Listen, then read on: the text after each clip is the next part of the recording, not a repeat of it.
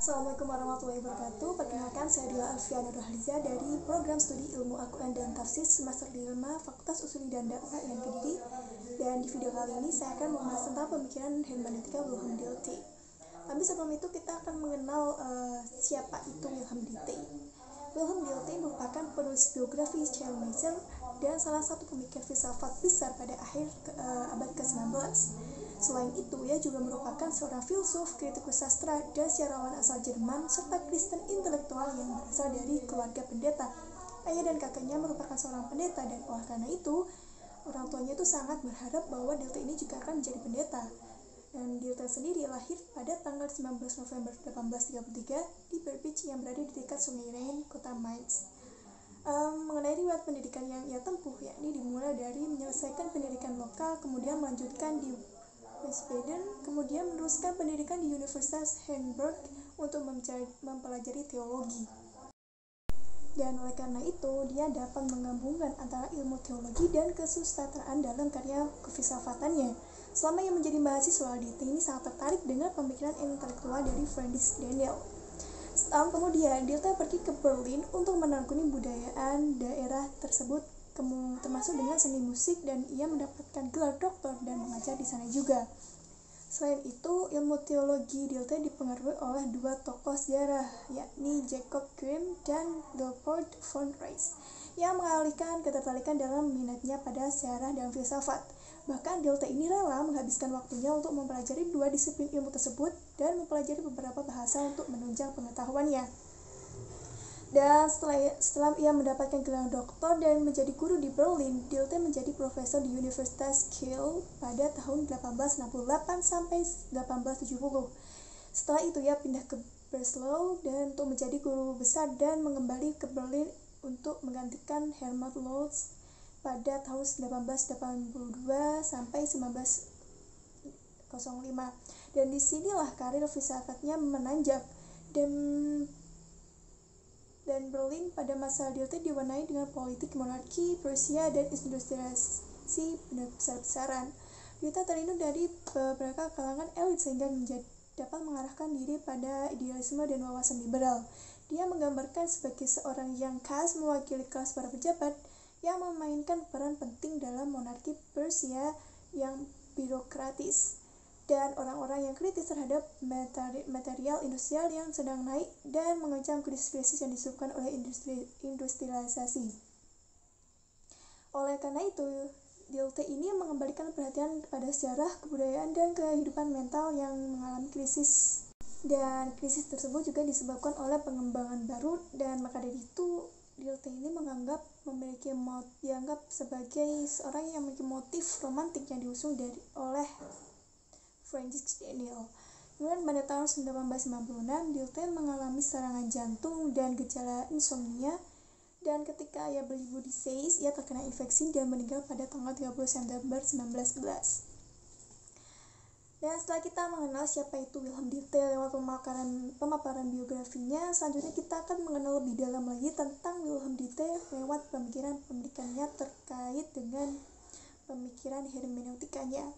Dan mengenai hal tersebut, pada mulanya ia melihat hermeneutika ini adalah inti disiplin yang dapat digunakan sebagai fondasi, sebagai Geisteswissenschaften, atau semua disiplin yang memfokuskan pada pemahaman seni, aksi, dan tulisan manusia. Bagi filsuf yang pakar metodologi ilmu sosial ini, hermeneutika adalah teknik memahami ekspresi tentang kehidupan yang tersusun dalam bentuk tulisan. Oleh karena itu, ia memainkan pada peristiwa dan karya-karya sejarah yang merupakan ekspresi dari pengalaman hidup di masa lalu.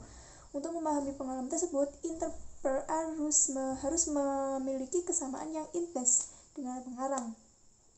Bentuk kesamaan dimaksud merujuk pada sisi psikologis Jeremy Matter.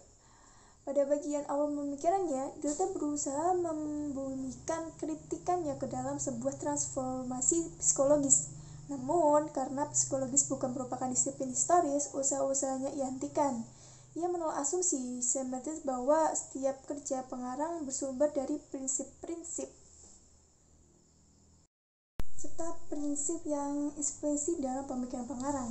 Ia juga ia menganggap asumsi ini antihistoris sebab ia tidak mempertimbangkan pengaruh eksternal dalam pengembangan pikiran pengarang. Selain itu, Dite juga mencoba mengangkat hermeneutika menjadi salah satu disiplin ilmu yang memisahkan ilmu pengetahuan sosial dan ilmu pengetahuan alam dan mengembangkannya menjadi metode-metode dan aturan-aturan yang menentukan objektivitas, validalitas setiap ilmu. Bagi Dilthey, hermeneutika universal memerlukan prinsip-prinsip epistemologi yang mendukung pengembangan ilmu-ilmu sosial. Menurutnya, dalam tindakan pemahaman historis, yang harus berperan adalah pengetahuan pribadi mengenai apa yang dimaksudkan manusia. Jika Kant menulis Critical of Pure Reason, ia mencurahkan pemikiran untuk gagasan Critique of Historical Reason. Wilhelm Dilthey ini mengawalinya dengan memilah-milah ilmu menjadi dua disiplin ilmu alam dan ilmu sosial humaniora. Yang pertama menjadikan alam sebagai objek penelitiannya, yang kedua manusia. Oleh karena objek dari ilmu alam berbeda di luar subjek, ia diposisikan sebagai suatu yang datang kepada subjek. Sebaliknya, karena objek ilmu sosial humaniora ini berada di dalam subjek itu sendiri, keduanya seolah tidak terpisah. Yang membedakan kedua disiplin ilmu ini menurut Dilthey bukan objek semata, tapi juga orientasi dari subjek pengetahuan, yakni sikapnya terhadap objek. Dengan demikian, perbedaan kedua disiplin ilmu tersebut bersifat epistemologis, bukan ontologis. Secara epistemologis, Dilthey menganggap disiplin ilmu alam menggunakan penjelasan atau Erklärung, yakni menjelaskan hukum alam menurut penyebabnya dengan menggunakan teori. Sebab pengalaman dengan teori terpisah, sedangkan disiplin ilmu sosial dan humaniora menggunakan pemahaman atau Verstehen dengan tujuan untuk menemukan makna objek, karena di dalam pemahaman terjadi pencampuran antara pengalaman dan pemahaman teoritis. Dilthey menganggap makna objek yang perlu dipahami dari ilmu humaniora adalah makna teks dan konteks kesejarahannya, sehingga hermeneutika menurut Dilthey bertujuan untuk memahami teks sebagai ekspresi sejarah, bukan ekspresi mental penggagas. Dan karena itu, yang perlu dikonstruksi dari teks menurut Dilthey adalah makna dari peristiwa sejarah yang mendorong lahirnya teks. Dilthey menjadikan hermeneutika sebagai komponen utama bagi fondasi ilmu hermeneutika. Ambisi ini yang menyebabkan Dilthey telah meluas menggunakan hermeneutika ke dalam segala hal disiplin ilmu humaniora.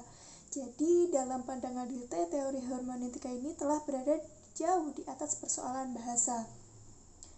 Dan selanjutnya, setelah kita mengenal lebih dalam Wilhelm Dilthey lewat pemaparannya terkait hermeneutika, di sini kita juga akan memberikan pemikiran hermeneutika menurut Wilhelm Dilthey dan Schleiermacher. Nah, hermeneutika Dilthey bertitik tolak dari hermeneutika Schleiermacher. Berarti ini bertolak belakang. Schleiermacher menjadi perintis pertama hermeneutika modern. Schleiermacher mengatakan bahwa lebih baik kita memahami teks daripada penulisnya. Teks lebih kaya daripada penulisnya. Schleiermacher memahami teks, sedangkan Dilthey memahami manusianya.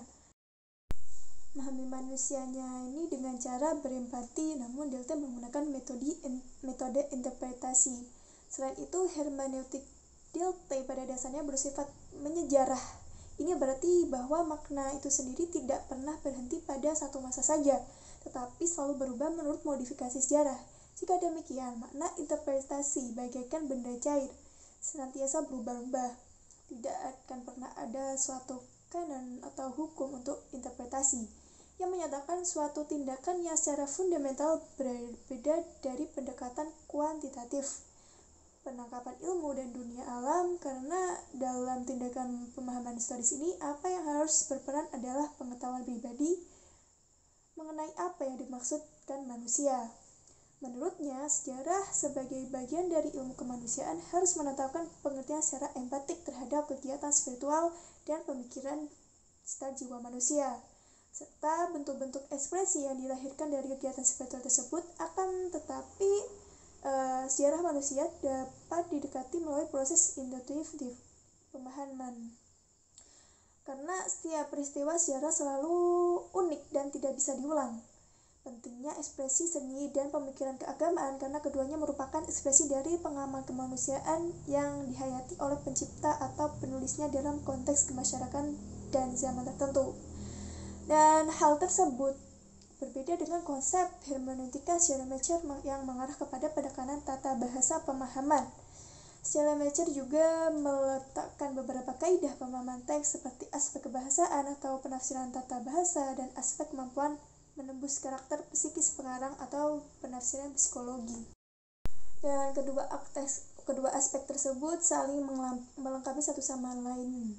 Hermeneutika menurutnya dipandang sebagai sebuah jalan untuk menjelaskan berbagai masalah dalam kaitannya sebagai interpretasi. Dalam pengertian ini dapat dikatakan bahwa tolak pemikiran Schleiermacher tentang hermeneutika adalah pemahaman terhadap seluruh ungkapan baik berupa lisan atau tulisan. Artinya dalam setiap kegiatan memahami akan selalu ada konversi pendengar dan pembicara yang saling berkaitan.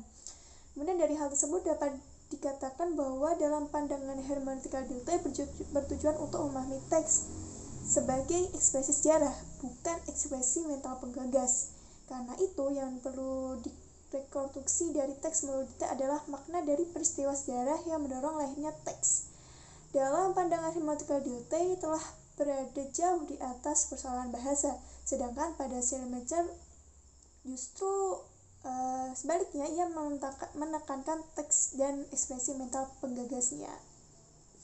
Dari beberapa penjelasan mengenai pemikirannya tadi, biografinya, dan lain sebagainya, dapat kita simpulkan bahwa pemikiran Wilhelm Dilthey ini dalam hermeneutikanya adalah untuk memformulasikan suatu metodologi unik dalam Geisteswissenschaften atau Human Science, mengingat ia mempercayai bahwa metode Naturwissenschaften atau Nature Science tidak tepat bagi Human Science. Ada kalanya Geisteswissenschaften juga menggunakan objek Naturwissenschaften, tetapi konteks hubungannya berlainan. Kita melihat bahwa Verstehen atau understanding adalah metode bagi Human Science, di mana Erklärung atau explanation merupakan metode bagi Nature Science. Dengan Erklärung, manusia menggunakan proses murni intelektual, sedangkan dengan Verstehen, manusia menggunakan kerjasama seluruh kemampuan pikirannya dalam kegiatan mengerti dan memahami. Hermeneutika Dilthey ini pada dasarnya bersifat menyejarah, dan teori hermeneutika yang telah berada jauh di atas persoalan bahasa. Dilthey menjadikan hermeneutika sebagai komponen utama bagi fondasi ilmu humaniora atau Geisteswissenschaften. Ambisi ini menyebabkan Dilthey telah meluaskan penggunaan hermeneutika ke dalam segala disiplin ilmu humaniora. Baik, itu tadi beberapa pemaparan mengenai pemikiran hermeneutika dari Wilhelm Dilthey, and thank you for watching in this video, and I will see you guys in the next time. Bye.